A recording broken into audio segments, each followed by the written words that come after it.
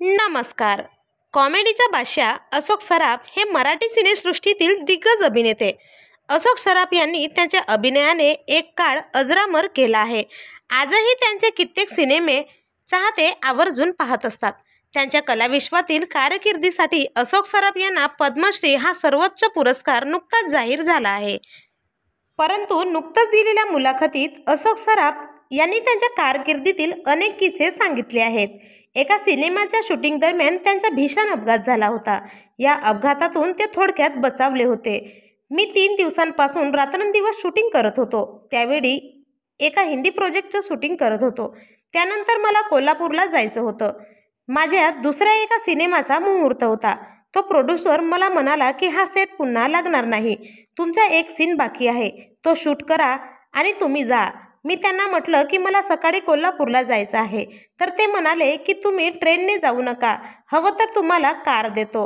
मी कारने कोल्हापूरला जात असताना पुण्याजवळ अपघात झाला. त्या अपघातात माझ्या गाडीचा चक्काचूर झाला, पण माझ्या अंगातून रक्ताचा थेंबही निघाला नव्हता. वेगाने गाडी ट्रकवर आदळली होती. त्या अपघातात गाडीचा दरवाजा उघडून मी सीटसहित बाहेर फेकलो गेलो.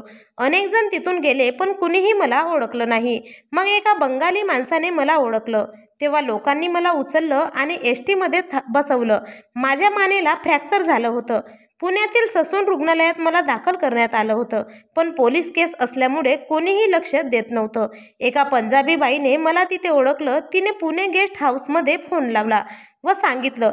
तेव्हा अजय सरपोतदार आला आणि त्याने मला दुसऱ्या हॉस्पिटलला नेले. म्हणून मी वाचलो. 3 दिवस बेशुद्ध होतो. वेळ आली होती, पण काळ आला नव्हता. त्यामुळे मी आज सर्वांच्या समोर आहे, असे त्यांनी एका मुलाखतीत सांगितले आहे. तर मित्रांनो, तुम्हाला अशोक सराफ यांचे चित्रपट आवडतात का? आम्हाला कमेंटमध्ये नक्की सांगा. आणि अजून तरी वायन मराठी न्यूज या चॅनलला सबस्क्राईब केलं नसेल तर नक्की सबस्क्राईब करा, जेणेकरून मनोरंजन विश्वातील नवनवीन अपडेट तुम्हाला पाहायला मिळतील.